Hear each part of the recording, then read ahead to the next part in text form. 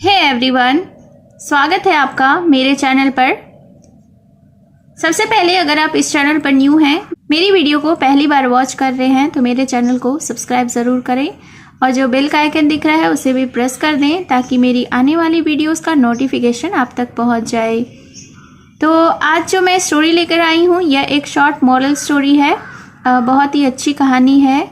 इस स्टोरी का आप हिंदी में अनुवाद करना सीखेंगे। इसके साथ ही स्टोरी को रीड करना और इंग्लिश वर्ड्स के करेक्ट प्रोनाउंसिएशन के बारे में भी सीखेंगे। तो वीडियो के एंड तक बने रहिएगा और स्टोरी को बड़े ही ध्यान से देखिएगा क्योंकि इसमें जो वर्ड्स यूज़ हुए हैं वो एडवांस लेवल के हैं। तो बहुत सारे न्यू वर्ड्स भी आपको इस स्टोरी में मिलेंगे।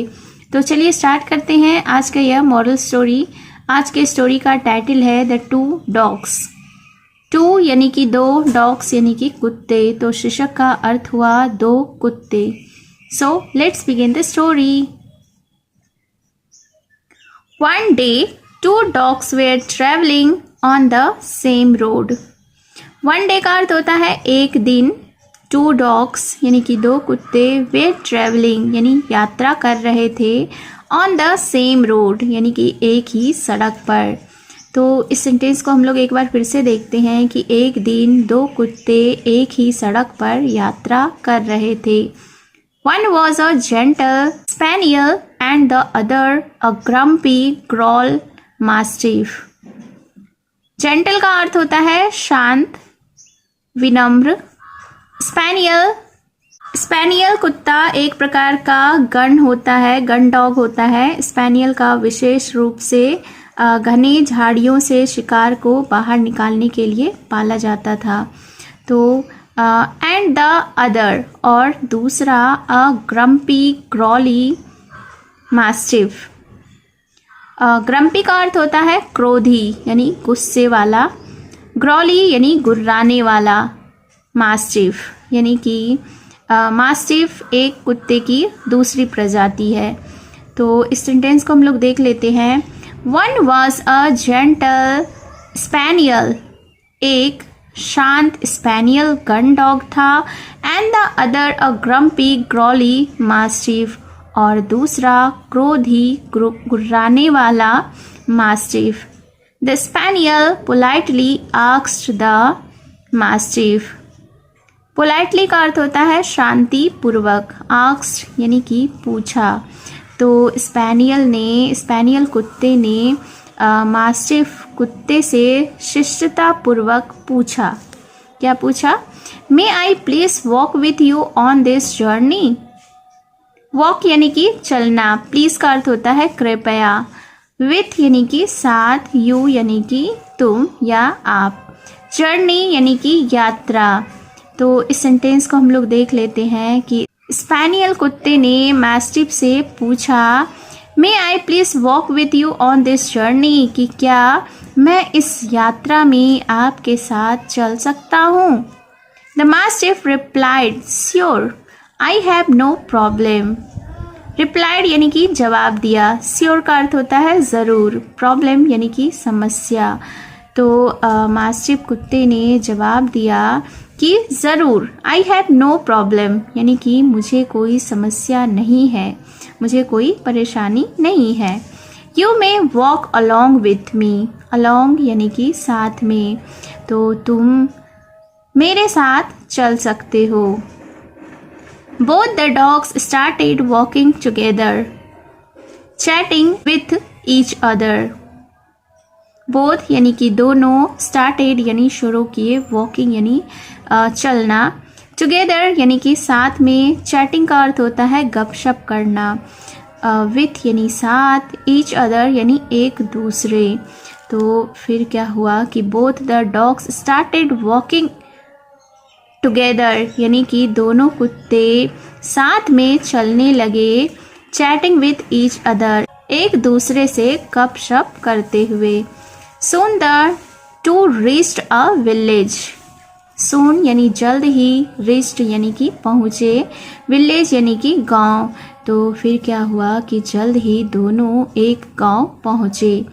There the mastiff began to show his true nature.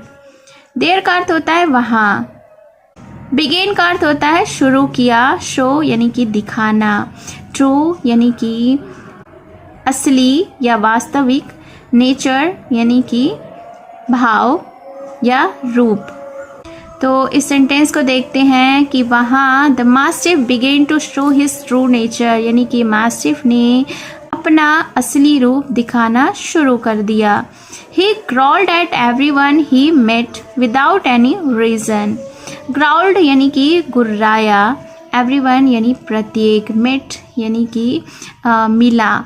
Meet का अर्थ होता है मिलना, मीट का पास्ट टेंस है इसलिए मिला।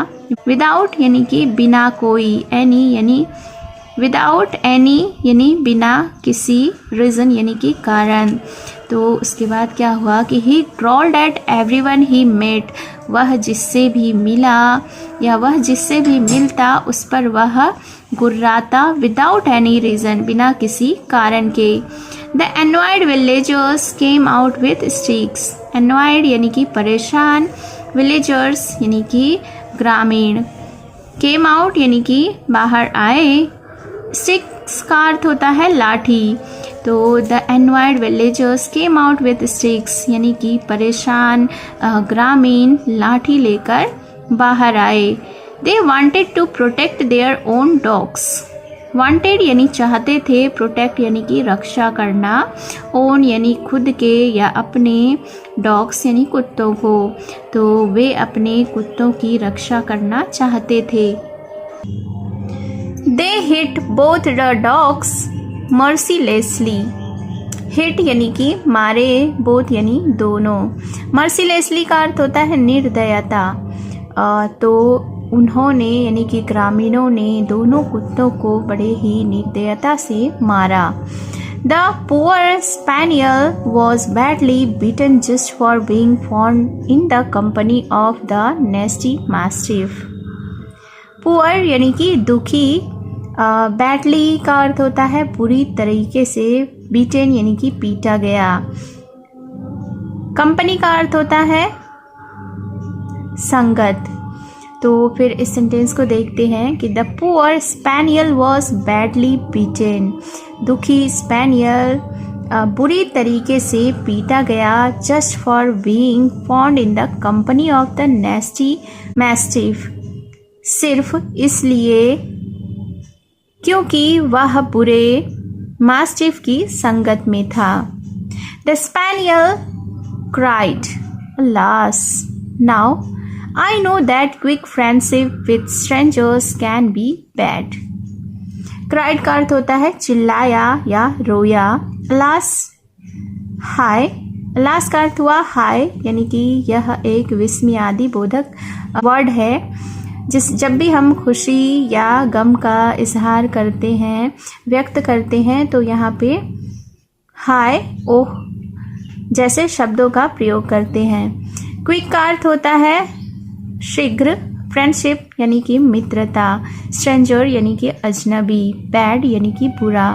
तो फिर क्या हुआ, द स्पैनियल क्राइड। अब स्पैनियल डॉग जो था, स्पैनियल कुत्ता, वह रोया और उसने कहा, alas, now I know that quick friendship with strangers can be bad.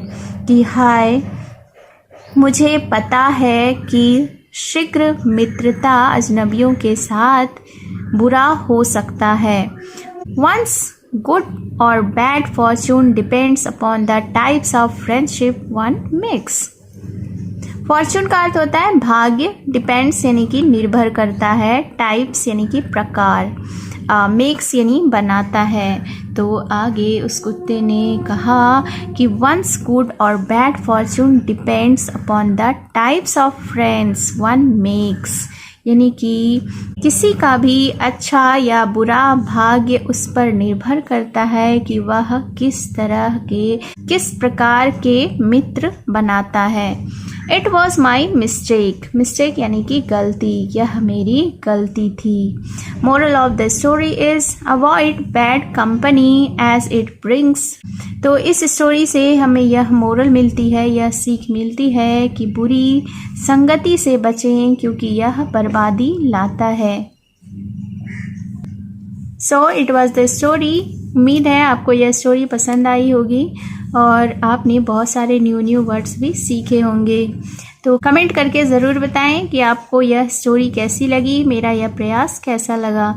तो अगर आपने अभी तक मेरे चैनल को सब्सक्राइब नहीं किया है तो चैनल को सब्सक्राइब ज़रूर करें और बेल का आइकन भी हिट कर दें। तो मिलती हूँ मैं फिर से एक न्यू इंटरेस्टिंग मोरल स्टोरी के साथ। Till then take care and bye bye.